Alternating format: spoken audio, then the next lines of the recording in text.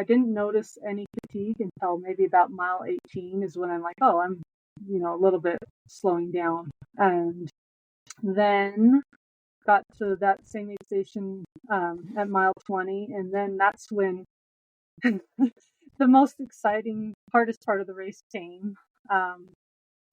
Just as I left the aid station, then it started hailing. And it was instant and like in your face. So hurried and threw on my trusty poncho and got ready to do this huge climb that goes from, the aid station was about 6,000 something feet all the way up to 10,000 feet. So it was going to be a 4,000 foot climb altogether. And, the weather's coming. And just then there was a really loud, thunderbolt. And I was just picturing getting up to above the tree line and having another thunderstorm come. What do you do when you're up above the tree line and are trekking poles metal? Like, is it gonna? Am I gonna get struck? Like, should I ditch my trekking poles to to be safer? This is your host Brendan, and you're listening to the Ordinary to Ultra podcast. This podcast is all about helping you run your first ultramarathon and beyond. Tune in to hear new and experienced ultra runners share how they got into running in the first place, what inspired them to run an ultra, training and race day tips, and the gripping story of their first ultramarathon. Prepare yourself to be inspired as you hear stories of grit, sometimes failure, but ultimately triumph when our guests finally cross the finish line.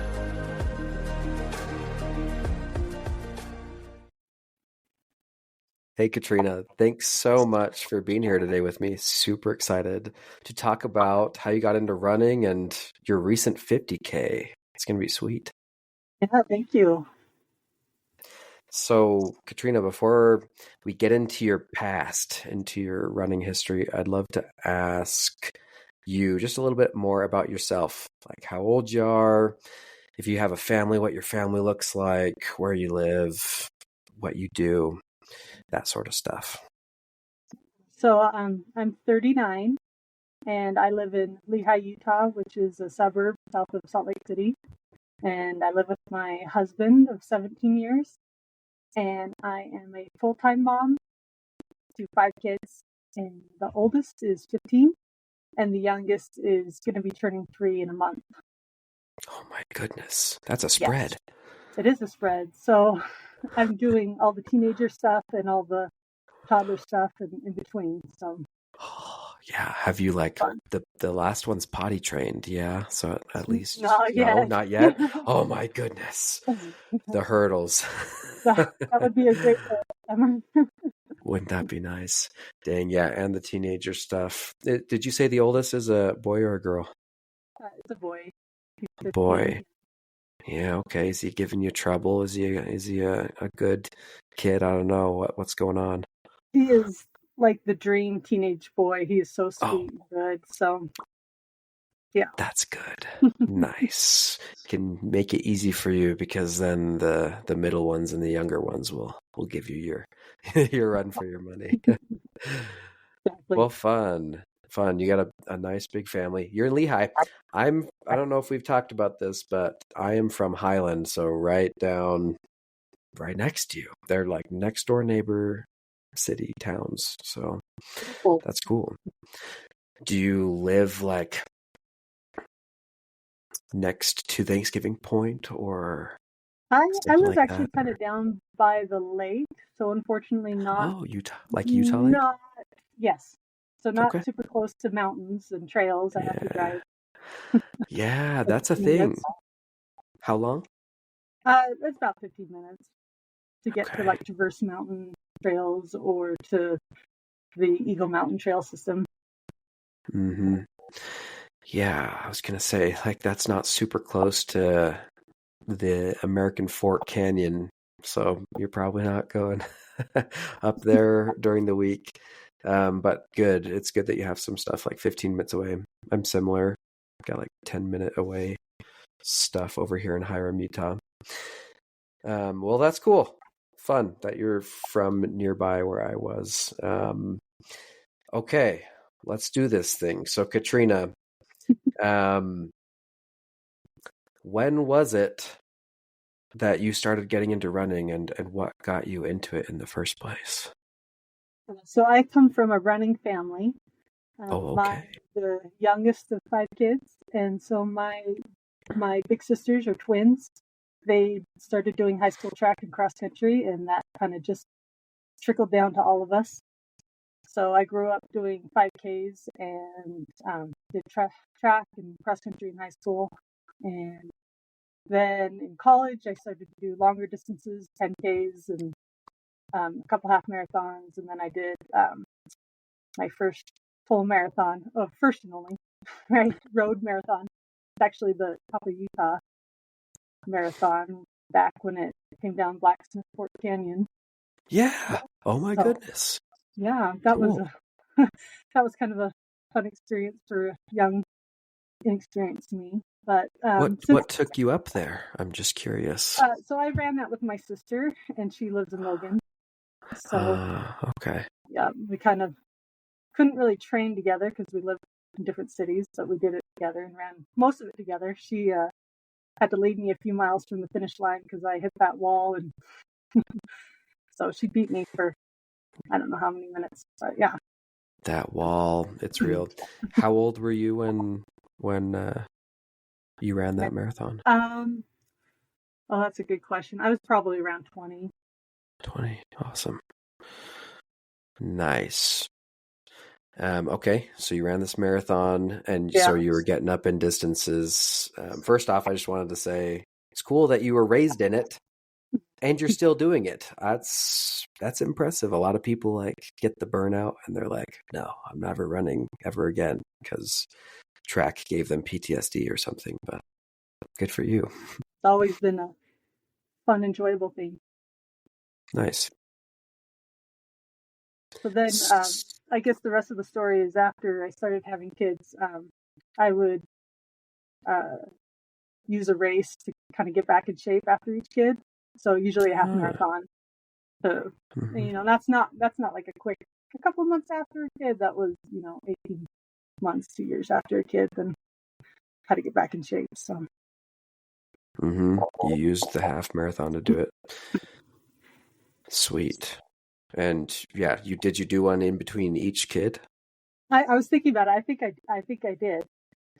Nice. And then the last 2 kids is kind of a different story, which is when we get into trail running and ultra running. So. Ooh, nice. Yeah,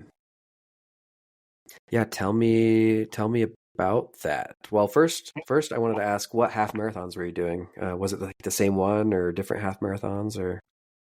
Yeah, I like always to do something new or different. That's for trails, that's for races, anything. So I think I did the Nebo half, I did the Moab half that's in March. I'm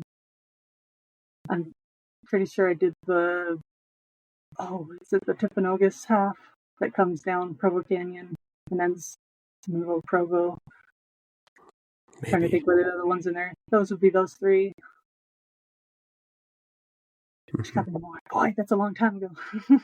Yeah, don't worry about it if you can't remember, but very cool. I love that, doing different ones.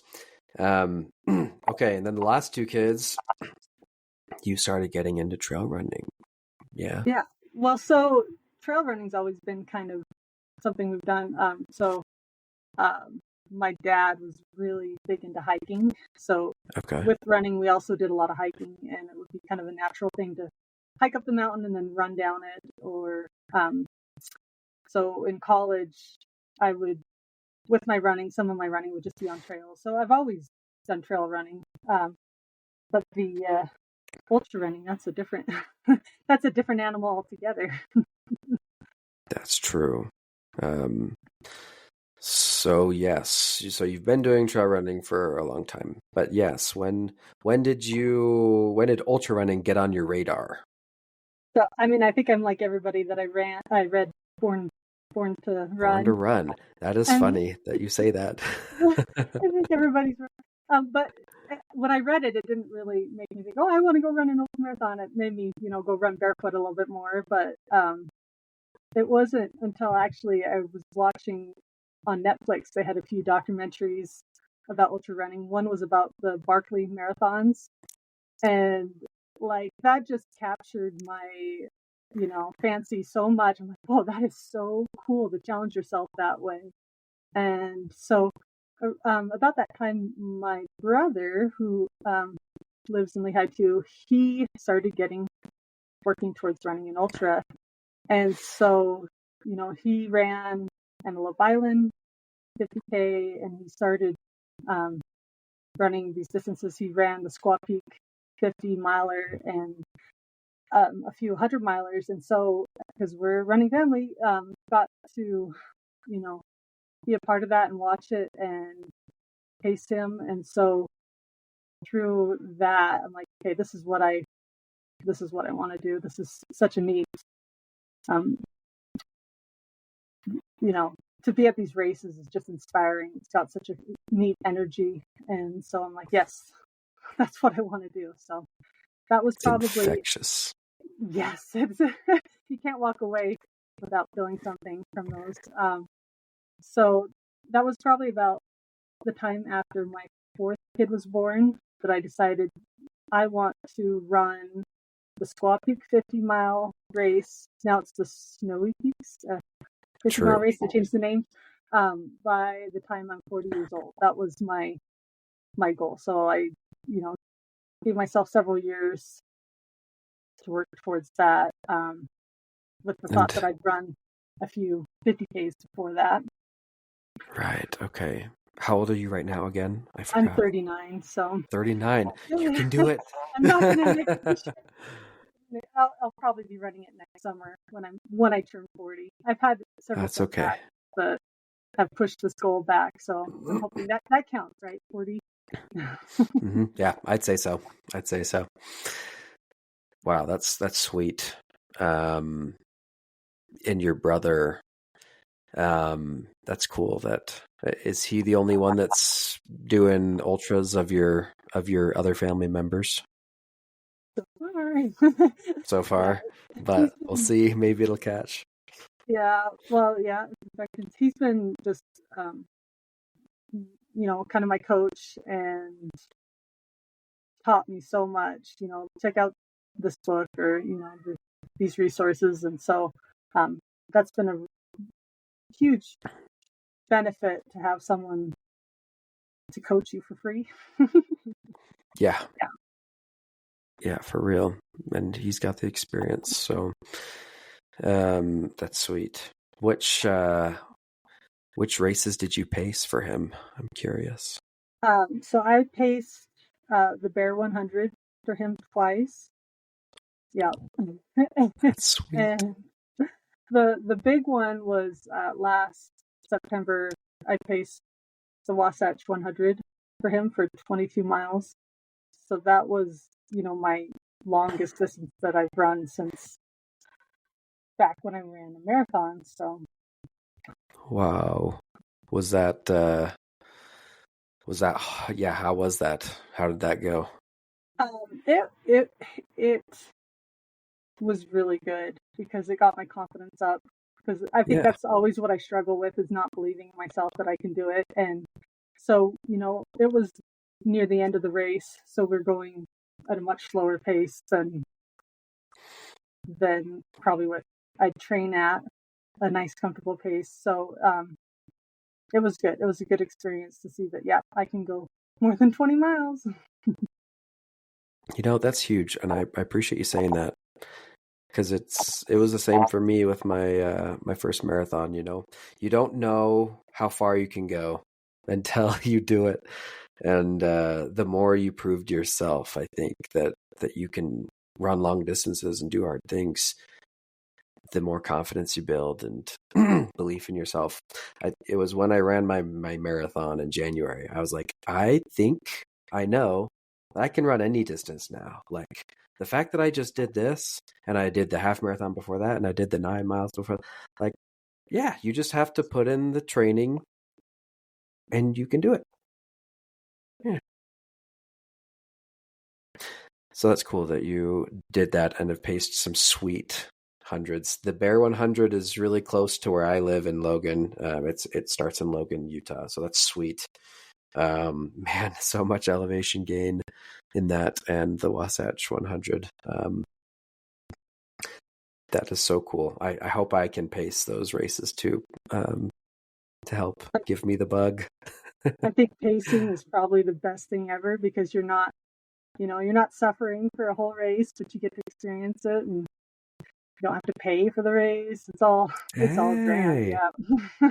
That's a good point. Pacers, I never actually knew that. Pacers don't have to pay to participate. That's fantastic. Note, anyone listening that didn't know that. I didn't know that. I guess I just assumed. Okay, so that was about a year ago. That was the Wasatch 100 pacing. Yeah, that was just last fall. Last fall. Okay, and when did you sign up for your first ultra? When did that happen? Well, I actually signed up for one last October, but I got a stress fracture in my heel, so I wasn't able to run that last fall, which is kind of a recurring theme for me, is getting injured. Boo. So all my training is a delicate balance between trying to do enough and not injuring myself. So so I signed up for this race that I did last week, just maybe 4 weeks before it, with the thought that this is going to jinx it. I'm going to get injured. And I'm not going to be able to run it. Okay. Well, that was smart and strategic, because you were like, I'm going to sign up right before it happens so I can make sure that I'm good. Was that what the strategy was? Yeah, I was also kind of waiting to see if he was going to change the course to something that I wouldn't want to run, because so we've had in Utah, the spring has been really cold, and so all of our mountains still have snow on them. So sometimes that means they have to reroute to lower elevations. So yeah, that is true. Excuse me. Before we head into that, I wanted to talk a little bit more about this stress fracture. So, when did that injury initially happen in your heel? It was the first run I did after pacing the Wasatch 100. So I rested for a week or so, and then I went out and I ran on hard surfaced roads. A little too fast, which apparently that's the recipe for a stress fracture, is if you're not used to running on hard surfaces and then suddenly go at it. So that was a mistake on my part for switching surfaces that quickly. So you don't, when you train, do you typically always trail run? You don't usually do road?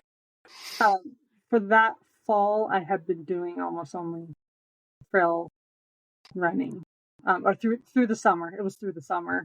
Because when my kids are home, and then I'm a little bit more free to go run on trails. So now I use a treadmill an awful lot. So yeah, I'm not doing a whole lot of running on roads. Okay. Well, I think that's ideal for an ultra runner, being able to get out on the trail most of the time instead of road, I do a mix, because there's the convenience of walking out your door and running, but it's not nearly as pretty as trail running. And I don't know. You got to trail run if you want to do ultras, so you get the hills and all the difference in terrain. Okay, dang, I'm sorry about this stress fracture in your heel. Was it your left or right heel? It was my right. Your right heel. And since then, it's been recurring? No. So I just quit doing anything that fall and went into winter and let it heal.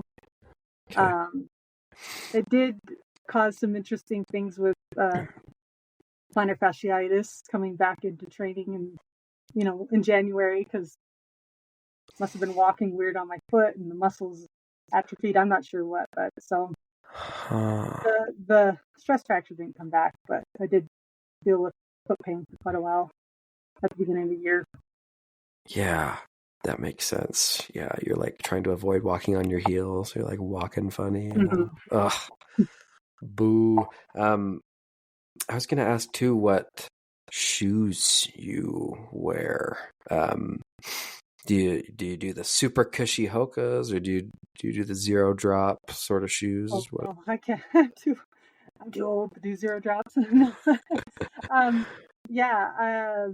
Let me think. What I just got some Asics. I wish I could look and see what they are, but that are very cushy. They're cushy.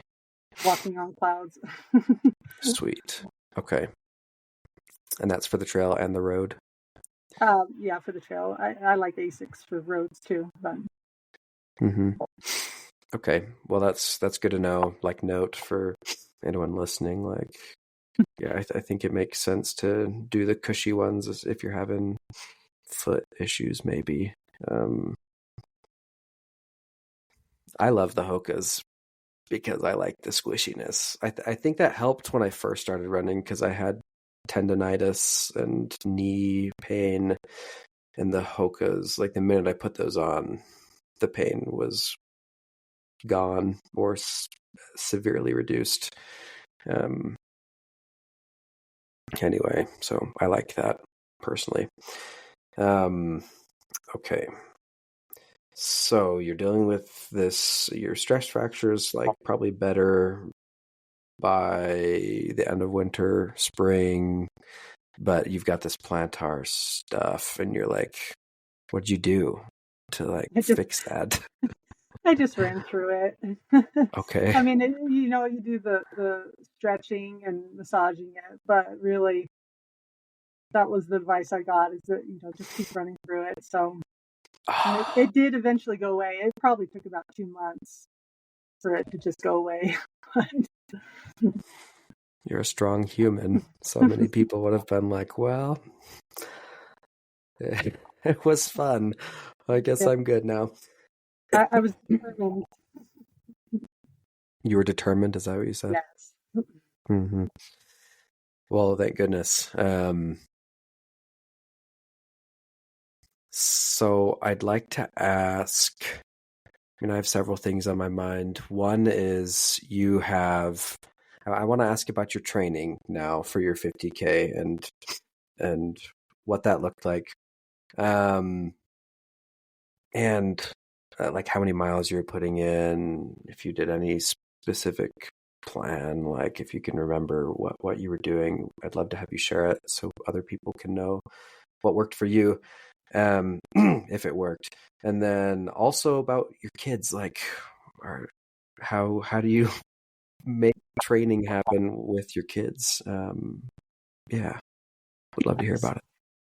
So I do almost all of my training has to happen early in the morning so that I'm done and can get kids ready for school and get them to school. So for this race that I did, I spent a lot of my training on my treadmill in my basement because it was winter and miserable and really easy to just hop upstairs and take the kid to school if I needed to. And so I did try and get at least 2, as getting closer to the race, at least 2 of my runs actually on trails, which maybe later I'll mention that I'm wondering if that wasn't quite enough when I actually got to my race. But Okay. It did. So usually so my training plan, I don't really go for mileage as much as time on feet. So the goal was to have a base. So for about 2 months, I think I was doing about 4 to 5 hours a week of running. And then I just gradually built up over time to get to 6 and 7 hours a week of running, which near the peak did turn out to be around 30 miles.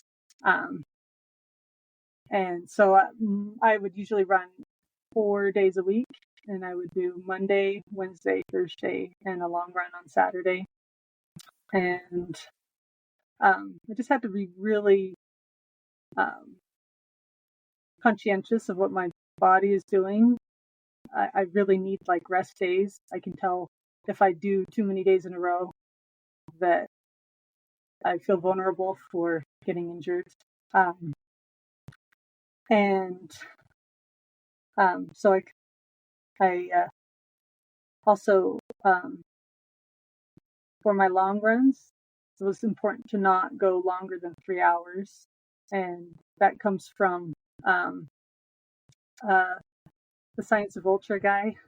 I'm not sure if you're familiar with his work. That podcast? Yes. Yeah, and I haven't listened to it, but I've seen it. And basically the idea is that after about 3 hours, what you're getting out of the run is kind of going down and your risk of injury is going up.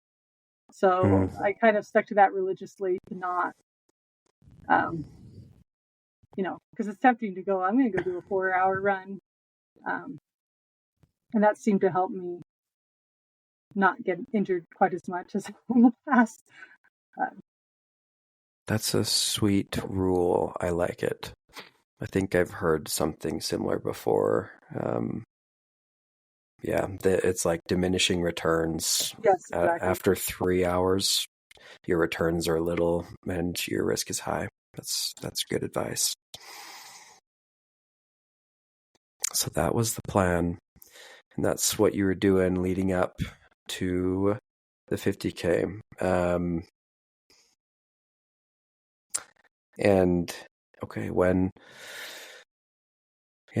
Let's talk about the 50K. So what was it? What was it called? When? Elevation gain, just some of the details like that, and then we can get into the story. So I ran the Connors Claims 50K, and it's part of the series of races put on by Jimmy Thomas out of Tooele, and they're all in the Ochre Mountains. And so this race had a half marathon and a 50K and a 50 mile all going at the same time, but different courses. And so it was supposed to be 31 miles and 9,000 feet of elevation gain as you go up and down the mountains a few times. That is a lot. That's a lot. I mean, you consider the Bear and Wasatch 100s, have like 23,000 feet of elevation gain. You're doing almost half of that in 31 miles. That's a lot. And my first 50K coming up, mid-mountain 50K in Park City, is half that. It's like 4,500, I think. So I'll be chilling. Where Katrina over here is hauling up the mountain. Whew. That's awesome. Okay, so thanks for the deets. So, race day. This was recent, so that's perfect. I'd love for you to recall as much as you remember and as much detail as you remember, as you can remember. Like starting from when you woke up, how much sleep did you get? What did you eat for breakfast? How did you feel? And then, race start, what the situation was like, from race start throughout the race, what the weather was like, how you were feeling at different points that you remember, anything memorable until you reach the finish line. I'd love to hear all that you can remember. So I have to go back a little bit. So the other detail is that about 4 weeks before the race started, I could tell that I strained a muscle in my quad, and I could tell it wasn't bad, but it was there. And so I just, even though I needed maybe another week or two of, highest mileage training weeks, I decided to just stop running altogether and not risk really injuring it. So I went into the race not having run on it really for 4 weeks, not knowing what it was going to do. And so there's that detail. The other Thank you. That's a huge detail. That's a huge detail. So the other part was, about a week before the race, we looked at the weather. I say I ran it with my brother. He also ran the 50K, not with him, obviously, because he's fast and experienced, but we both did it together. We looked at the weather, and it said 75 degrees and sunny, and we celebrated, yay, it's going to be great weather. And then just a couple days before the race, looked at the weather again, and it was all kinds of rain and cold and thunderstorms, and so that really impacted the race, was the weather. I'd already expected there to be snow. I knew there was going to be snow on the course still that hadn't melted, and I was expecting, kind of the trail to be rivers at point as the runoff is coming down the mountain. So the weather was a big part of the race. So the morning, let's see, you asked how much sleep I got. I am surprised how much sleep I got. I think as I'm getting older, I'm just tired, and it's easy to sleep even when something exciting is happening in the morning. So I slept pretty good. Nice. My brother gave me a ride to the race, and for breakfast I had a chocolate chip zucchini muffin that I made the evening before. That was delicious.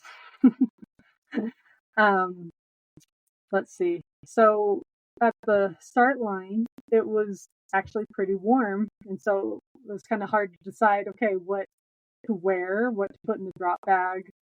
And so that was my first mistake, was to assume that it was going to stay that warm for long. So I put my mittens and my long sleeve shirt into the drop bag for later.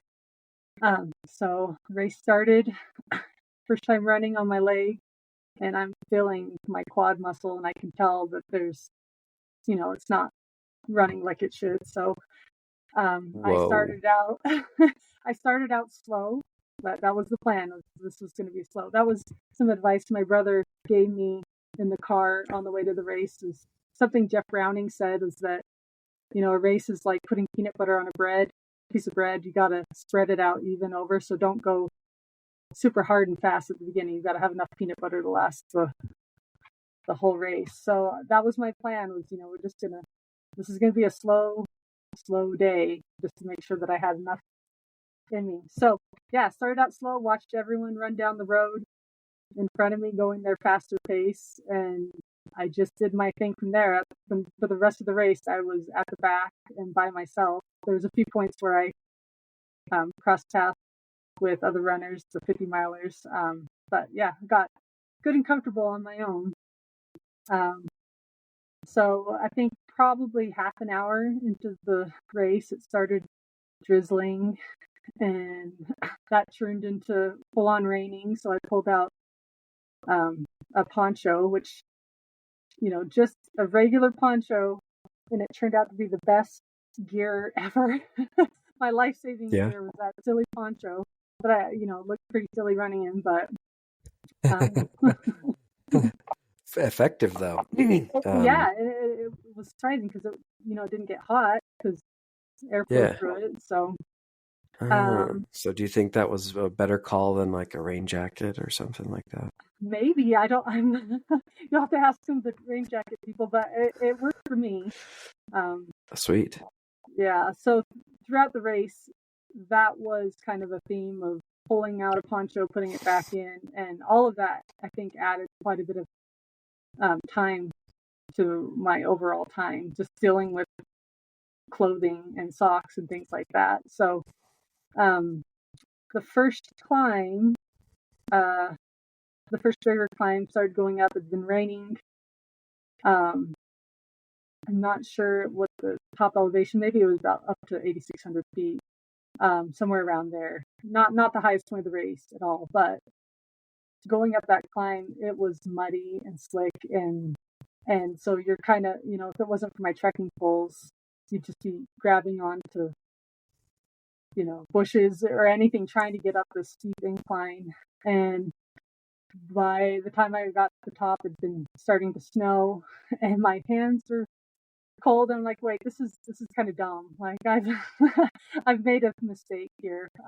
But made it to the top and started the descent down to the second aid station, and that descent was just as messy, slidey. Not runnable. So much of the race wasn't actually runnable because of the mud, and which I guess worked out for me because I was going to go slow anyway. Do you think it was worse too because everyone in front of you had like stomped on it and like made it worse? I don't know if that is a thing. So there was only 34 runners. Okay. So that first climb and descent wasn't bad, but I had to go up that same section later on the race, and I definitely had that thought, like, boy, there's been a lot of people on this, and it was messier. So okay. There were points where I just jumped off the trail and ran on vegetation because that was safer and a little bit better. But my goodness, you mentioned socks. Did you change your socks several times too? Because it was like mushy. So that was one smart thing I did, is that I had 2 extra pairs of socks that I left in my drop bag. So the same aid station. We went to the same aid station twice. So I changed my socks at mile 10 and then at mile 20.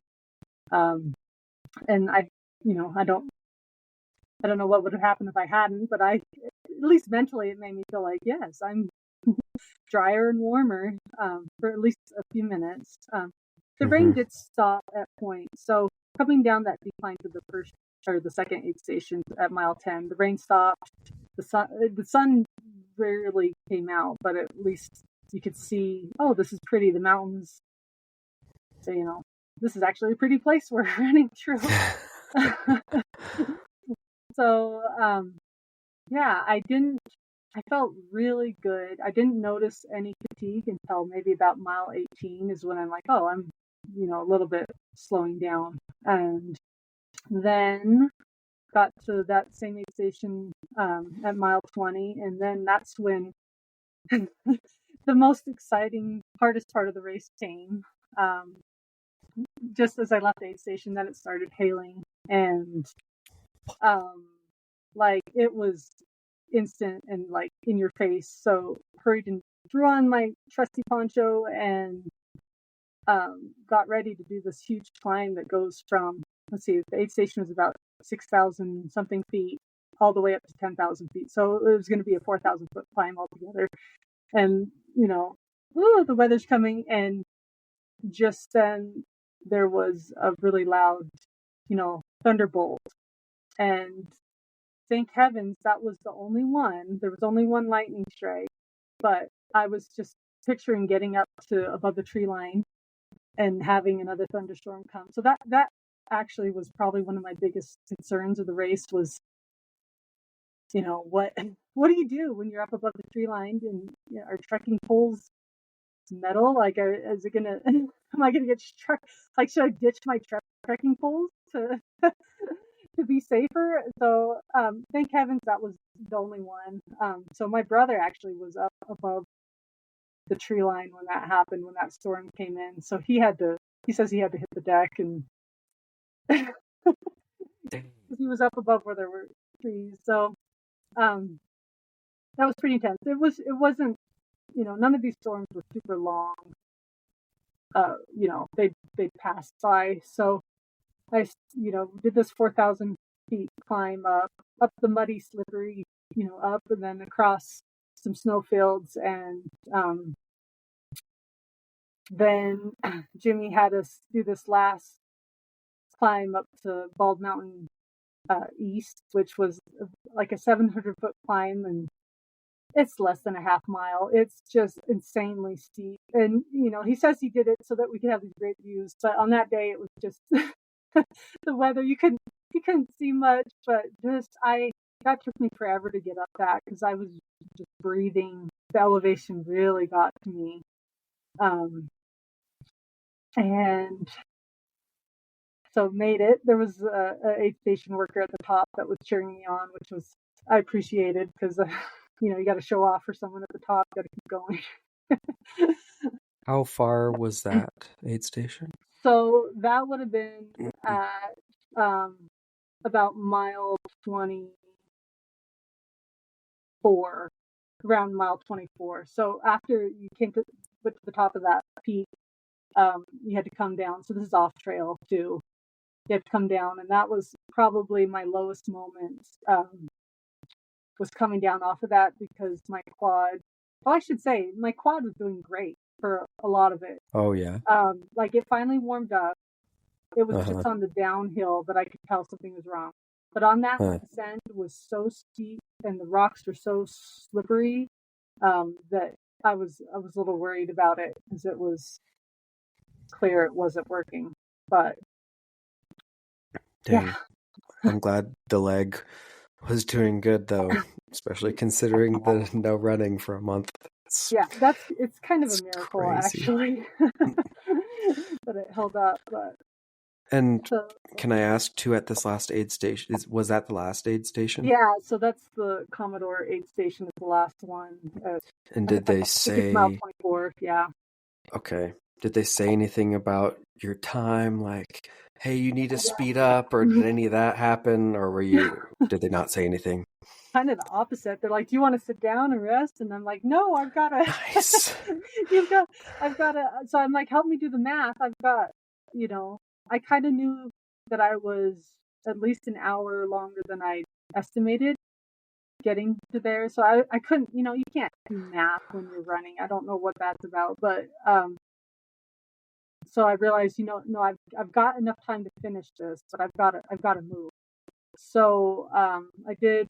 There was one very last climb out of that aid station that was only about 300 feet of elevation gain, which it's really sadistic.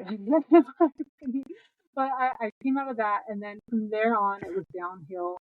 And so it's actually on a road, so it's very runnable.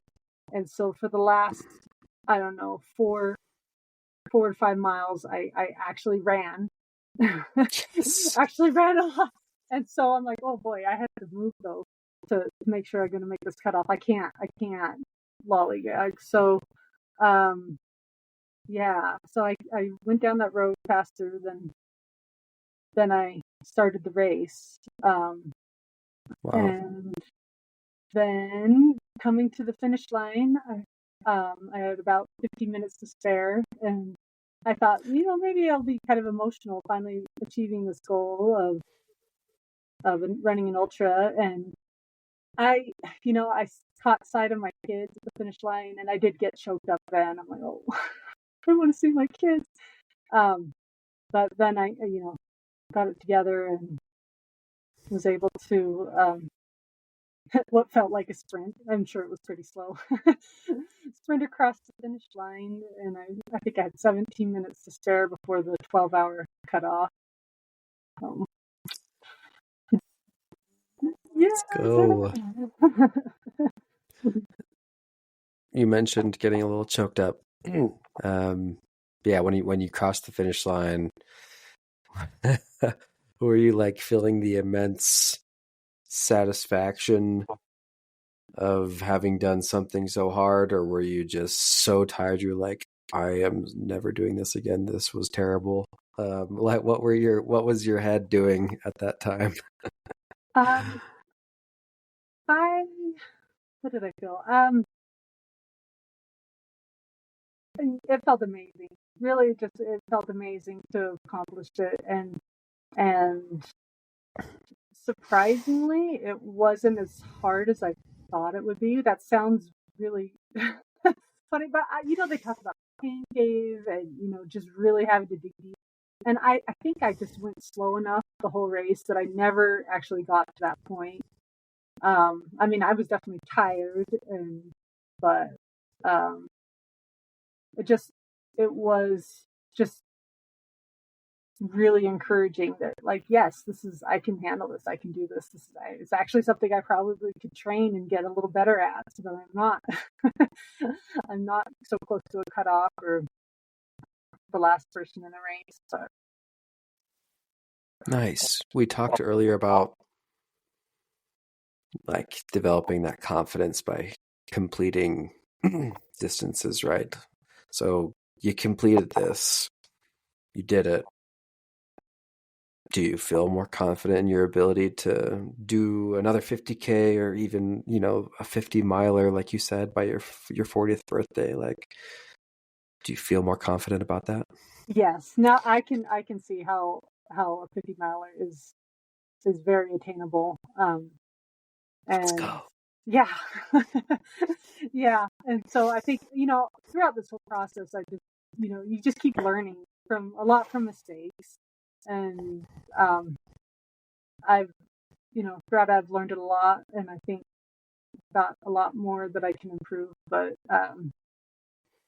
yeah, no, I think I can do it if I don't get injured. But yeah. Yes, we're gonna knock on some wood. I got a wood desk right here. That your heel stays good and your foot and your thigh. Hopefully that your quad gets figured out. How's that feeling lately? For the first couple days after the race, it was just everything was so sore, kind of comical going down steps or up steps. But walking is fine. So we'll see. I'm giving myself another week or so to even think about trying to run on it, but might need more. Yeah, I get that. Yeah, no, I'm picturing someone like doing the awkward hobble down the stairs because it like hurts so bad to like bend your leg and use quads to ascend or descend stairs. That's definitely what a training mistake I made, is that I didn't run downhill enough. I did a lot of climbing uphill, especially on my treadmill, but like I need to, in the future, I definitely need to run downhill a lot more. The impact. And you felt that in your quads the most? Yeah. Interesting. Did your joints hold up pretty good? Your knees and ankles? Like, how were those feeling? Surprisingly, yeah. Oh, nice.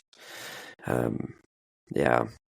In my hiking days, it was always the knees that hurt, after a really long hike. But since trail running, I don't know if it was just building up the muscles, like my knees don't hurt anymore. Yeah. Side note, all of your friends, that are like, oh, I can't run, my knees hurt. I'm like, actually, if you run, your knees will stop hurting. You just have to build muscles. Anyway, there you go. My gripe. That is awesome. Congratulations on finishing your 50K. That's huge. And in those conditions.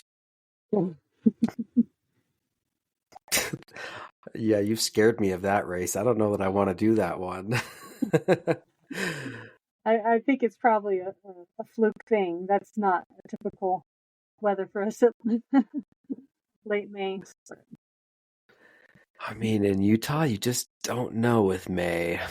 So I just don't know that I want to even mess with that. But there don't seem to be many. Maybe I'm wrong. It doesn't seem to me that there's many races in the middle of the summer. No, there's like all of the 100 milers in September, and maybe there's some in the middle, but not much. Anyway, so have you signed up for your next race? No, but I'm, eyeing one.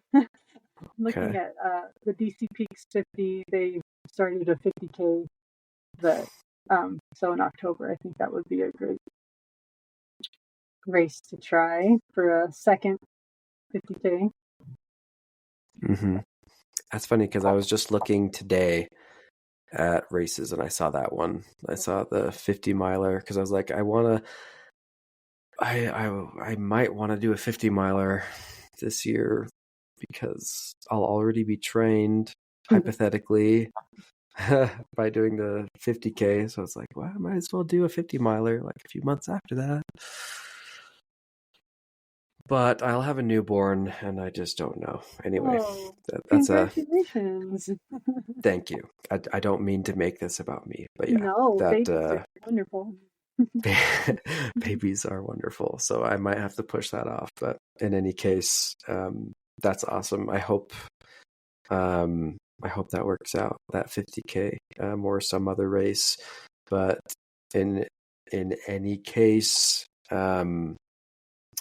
I'll keep up with you and see how that's going, and look forward to seeing where you go in the future. Getting that 50, we'll have to talk again by your 50 miler for your 40th. That is a sweet goal, and you will get it. Thank you. Got this. Yeah, Katrina. Well, thanks for your time. Thanks for sharing your story, how you got there. It was inspirational. If I could ask one more thing, I'd like for you to share with everyone. Picture the newbie out there that's thinking about signing up for their first 50K. They are where you were just, a month ago or even a few months ago before you signed up. What final advice would you give that person? I think that this is definitely a space for a growth mindset, and that you kind of have to be patient. It's all a patience thing, and sometimes there's couch to 5K quick things that you can do, but this is one thing that it's okay to take your time and learn as you go, and learn more about how your body works and the science of this, and it's okay to fail. It's okay to fail and get back up and try something different, and they'll be all the better for it. Well said. Thanks, Katrina. I appreciate it. Thank you. Hey, your host Brendan here. I just wanted to thank you personally for listening to today's episode. As someone preparing for my own first ultramarathon, I've found these conversations to be super valuable, and I hope they are for you as well. Whether you're listening on Apple, Spotify, YouTube, or somewhere else, make sure to follow or subscribe so you know when the next episode comes out. Also, make sure you check out the show notes of this episode. There's a link to sign up for the Ordinary to Ultra email newsletter, to join our Facebook and Strava groups where you can meet other people striving to run their first ultra marathon, and see any links that our guests may have provided as well. Thanks again, and we'll catch you in the next episode.